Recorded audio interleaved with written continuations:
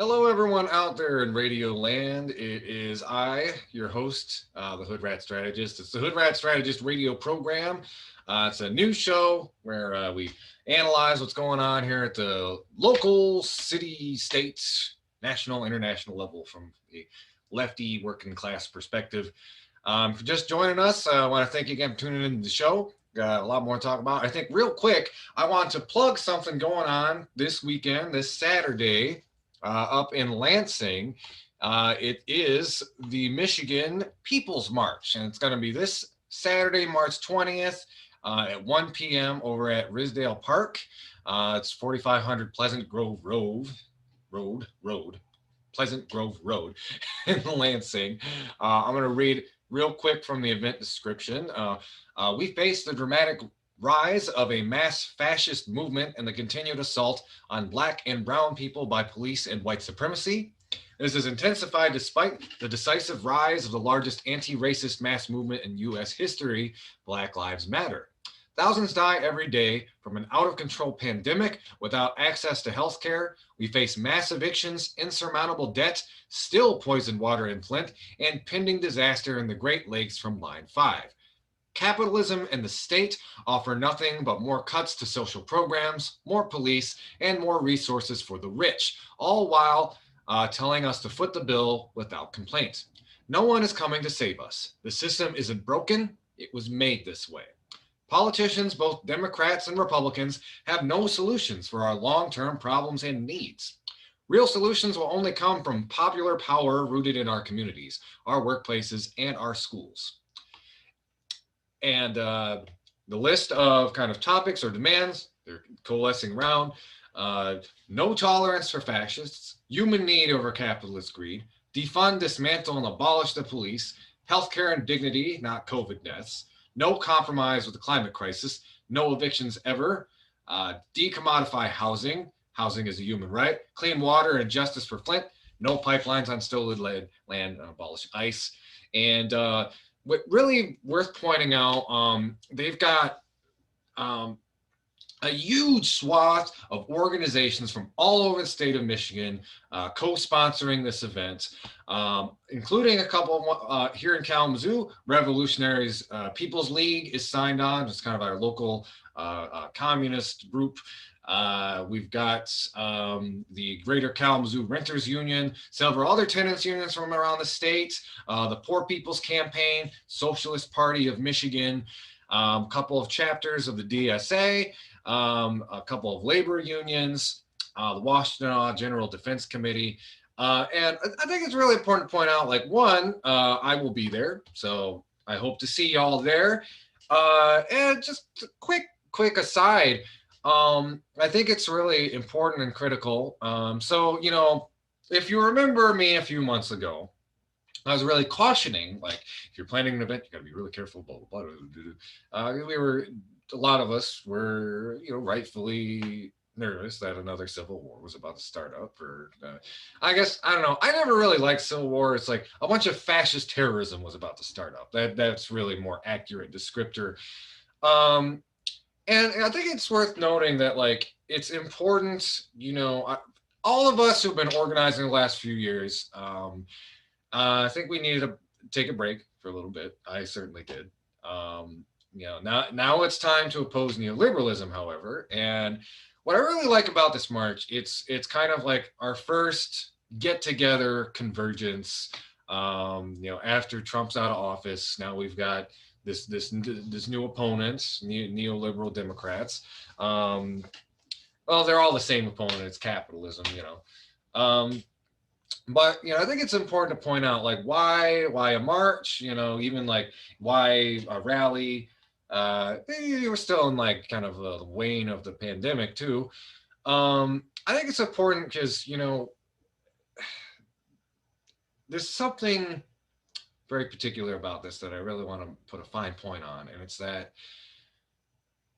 we need to all get together because it's been such a long time since we've been able to do that. And, you know, I know, of course, there were the mass Black Lives Matter rallies over the summer, but I think there's certain moments, at certain times where, you know, the forces for justice, the forces on the left, it's almost like, you know, not to get too close to like a spiritual metaphor, but it's like a fellowship. It's like kind of coming together in community.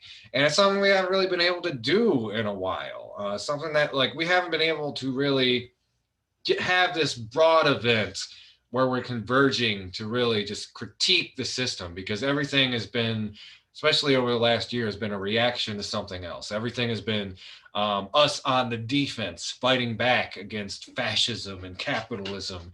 And I really relish the opportunity we're going to have on Saturday for all these groups from all over the state to meet up, converge, and, you know, speak truth to power, and do it in a way now that we've all kind of have had our batteries rejuvenated a little bit, and build those connections, network with one another. Because again, as we talked about on the show many times before, you know, if we're going to take on the laundry list of existential problems that we've got on our plate, fascism, the climate crisis, policing, capitalism, et cetera, et cetera, et cetera, et cetera, et cetera, it's going to require people power, mass solidarity.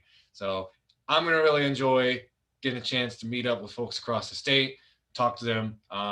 Hopefully, I'm going to record some of their speeches. We'll be bringing that to you next week, especially if you can't make it to the rally. But if you can come in person, you're not particularly COVID vulnerable, try to make it out. It'll make you feel good. Get the juices pumping back in your social justice bones.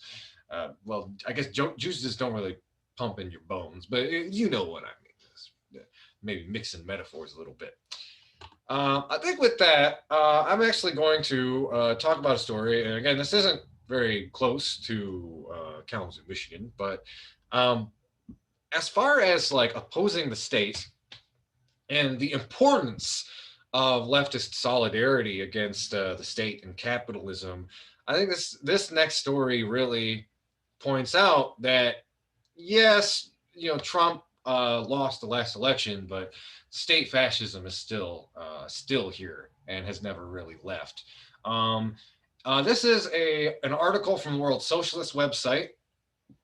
It's about recent events in Portland.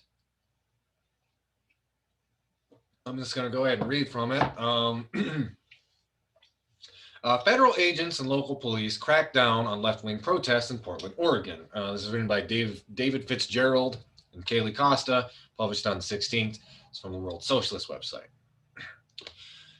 With the full backing of Democratic Mayor Ted Wheeler, local police and Department of Homeland Security agents brutally cracked down on left-wing demonstrations last week in Portland. Again, this is this spring, not last summer, worth pointing out.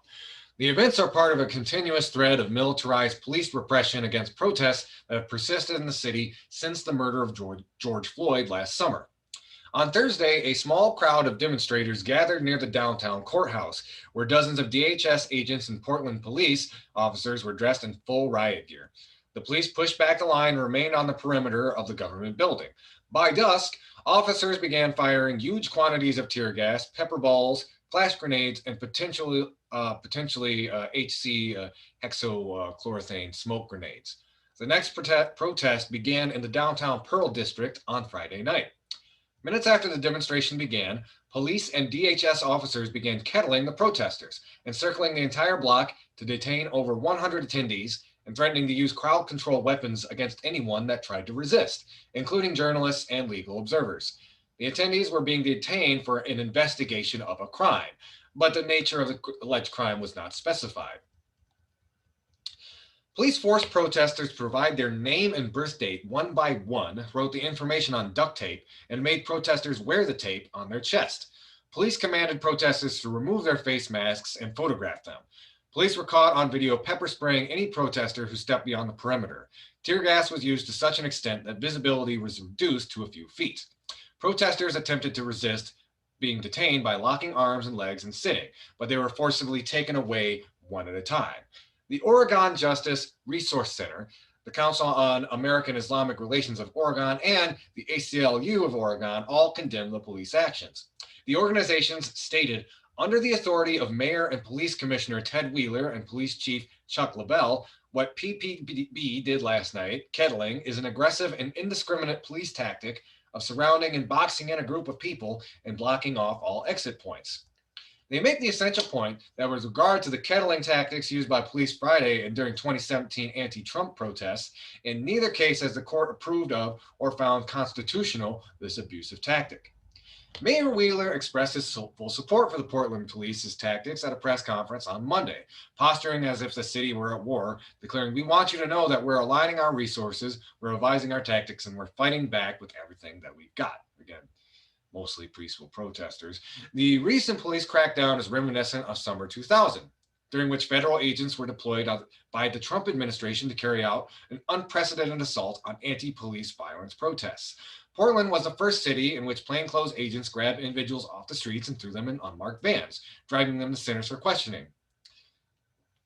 This time around, Wheeler himself, the mayor, brought in the DHS agents to erect a fence around the Atfield courthouse and assist Portland police with crowd control, demonstrating the continuation of Trump's law and order policies under the new Biden administration and Democratic Party as a whole. Despite their professed commitment to diversity, racial justice, and police reform, Democratic politicians seek to criminalize left-wing opposition and build up the police apparatus in preparation for the inevitable mass protests and strikes that lie ahead.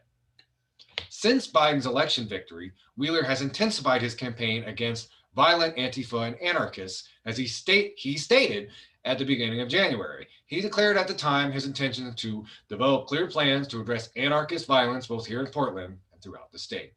So I'm going to stop there, and I wanted to point out just something in particular.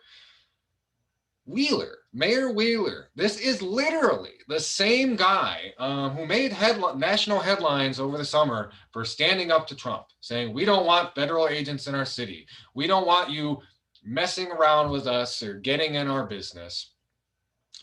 Being defensive, even, of some of the protests there on the ground.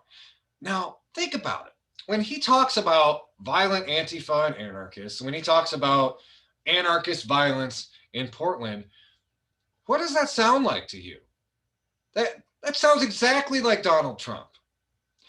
That sounds exactly like Bill Barr. But it's a Democrat in one of the most quote-unquote progressive cities in the Pacific Northwest. I think I really wanted to feature this story because it brings home that, while the election of Joe Biden, it may have, you would argue it's given our movements some breathing room. The enemy is still there. The target remains. Don't listen to your liberal friends. Fascism, we did not vote out fascism. We got the volume of fascism to turn down the dial a little bit, except when we actually challenge the system, and then that volume gets cranked right back up. Just today, Joe Biden was telling migrants, "Don't come here." What is that if not, that's still Trump, but maybe not in cruel as language. The language isn't as cruel. The actions are downplayed a little bit more. Instead of detention centers, they're, migrants, fun little migrant facilities where people stay in freaking trailers. It's important because at the same time we're doing this left convergence in Lansing this weekend. I think this story really underscores why we need to do it, why we need to be out there in the streets, because these problems, all the problems that were under Trump, all the problems under Obama, they're still there, and they're going to be there unless we are out there to oppose them. And we must, I think, like this mass, this rally in Lansing, it really does two things that I think are going to be really effective. One, it's a reminder to all the liberals out there that we are not going to sleep and we are not going to brunch. We are going to be out there opposing these same systemic forces that we have been these last 4, 8, 12 years. It's also a reminder to these fascist goons, same type of like the chicken boys that came to Kalamazoo, or the police that get to do the same thing but with a badge, that these are our streets. Whose streets? Our streets. and they are always going to be our streets. And we are not going to give up those streets, and we are going to use those streets to win the kind of world that we need. All right, so I think with that, I'm going to take another quick break. Y'all are listening to the Hood Rat Strategist radio program only on 89.1 WIDR or online at widerfm.org. And again, please subscribe to our YouTube channel. We break down our show into segments, and we talk about kind of these issues in microcosm. So you can like share those little clips out to people. All right, let's keep it down a lot. We got a lot more coming off the program. This is the Hood Rat Strategist radio program, your only source for political revolution.